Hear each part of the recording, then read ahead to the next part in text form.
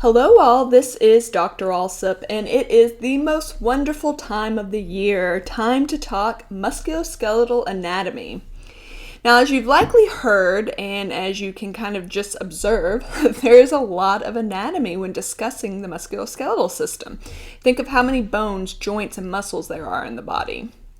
Our discussions will be focused on the appendages, so the upper and the lower limbs, and we're going to start with the basics of the bones and joints of the upper limb. And there's a lot of material in this learning objective, as we are going to introduce all of the bones and the major joints of the upper limb. Do understand that we will discuss these in a bit more detail as we move through the week. So here I am really hoping to just get used to the terms, as in the names of the bones and the joints, and get a basic understanding of where these are located. Fortunately as well, the basic organization of the upper and lower limbs are similar, with a single bone in the true most proximal segment, two bones in the intermediate segment, and numerous smaller bones associated with the distalmost portion, so the wrist and the hand, as well as the ankle and the foot. But before we get started, I want to do a quick terminology quiz. Do you recall what the term proximal means? Hopefully you're landing on proximal means towards the trunk or point of origin, so hopefully that jogs your memory as to what distal means. Distal means away from the trunk or point of origin. We will be using these terms a lot throughout our MSK discussions, as in the proximal part of a bone, which is going to be the part that's closer to the trunk, or the distal portion of the bone, so away from the trunk.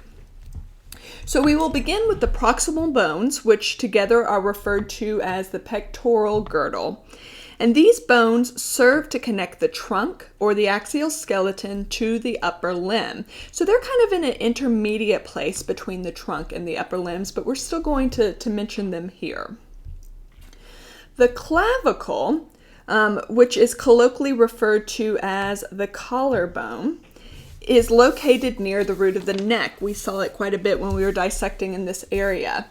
And it is firmly articulated with the trunk at the sternum, so at this sternoclavicular joint right here.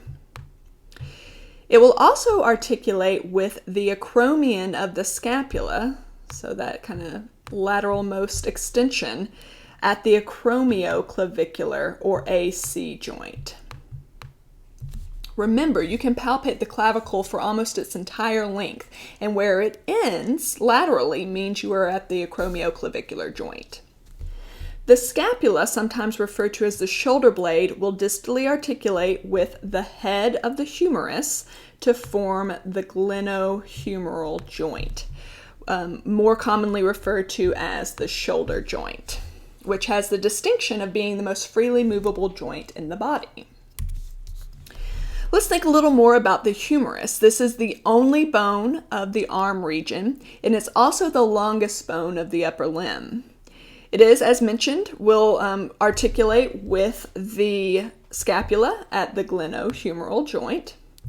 And distally, it will articulate with both the radius as well as the ulna, or those forearm bones. So the humero-ulnar joint is typically considered the true elbow joint, but the humeroradial is within that same complex of the elbow joint, so closely associated with the elbow. Speaking of the radius and ulna, let's get to know them a little bit more. The ulna is going to be the more medial of the forearm bones and will play a big role in movements at the elbow joint. The radius is, so this is medial and this is lateral. So the radius is the more lateral of the forearm bones and will play a big role in terms of the wrist joint or the radiocarpal joint. In fact, the ulna does not articulate with the carpal bones at all. It doesn't quite reach that area. Its more proximal end is going to be its largest component. The radius and ulna will articulate with one another in three separate areas, so forming three separate radial-ulnar joints. There is the proximal radial-ulnar, as well as the distal radio-ulnar, these joints play a big role in terms of the actions pronation and supination. And there's also a joint that joins the shafts or the bodies of the radius and the ulna at the interosseous membrane, so often referred to as the radio-ulnar syndesmosis, because this is actually an example of a fibrous joint. Now moving to the wrist and hand, and this is where the bone count and joint count really increases significantly. The carpal bones can also be thought of as the wrist bones, and these are examples of short bones. There are 8 carpal bones in all per hand.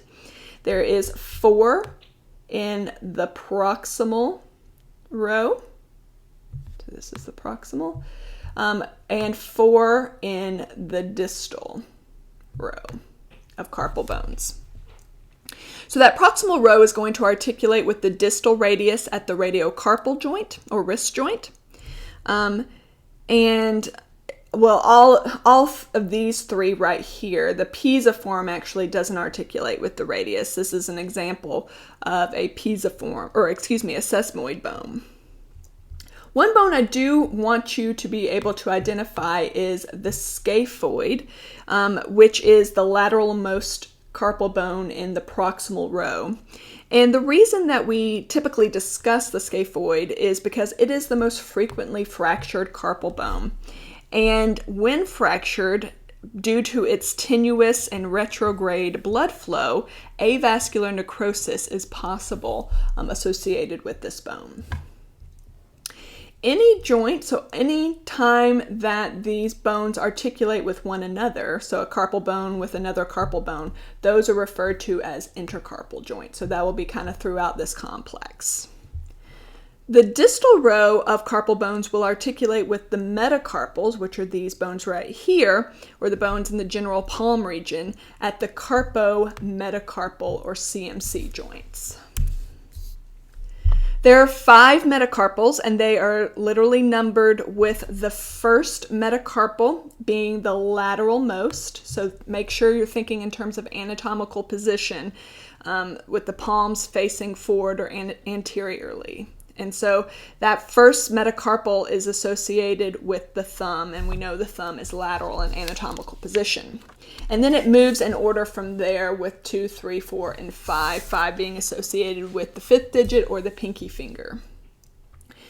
Distally, the metacarpals will articulate with the proximal phalanges at the metacarpophalangeal joints, which are a really long name, so very often you just see it abbreviated as the MP joints or the MCP joints.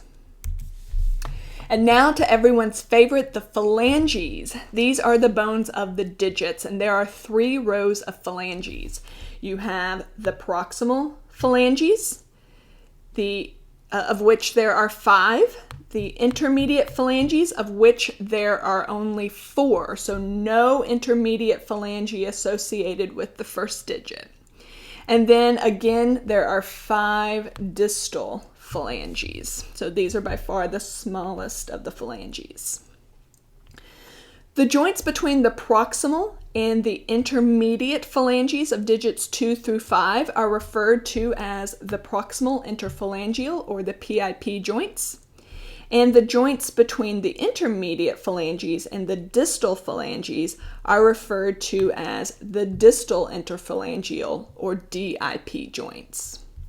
And since there is no intermediate phalange associated with the first digit, the joint between the proximal and the distal phalange is just referred to as the IP or the interphalangeal joint. Excellent. So we have already reviewed all of the bones and major joints of the upper limb. Not too shabby for the first learning objective in musculoskeletal anatomy. And hopefully you can use this handy-dandy summary slide to refer back to and study.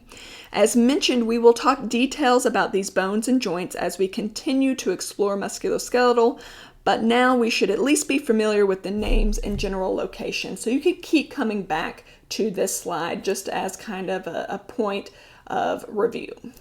All right. Thank you for your time and attention here. And as always, if you have any questions, please feel free to reach out to myself or any of my anatomy colleagues. Have a great day.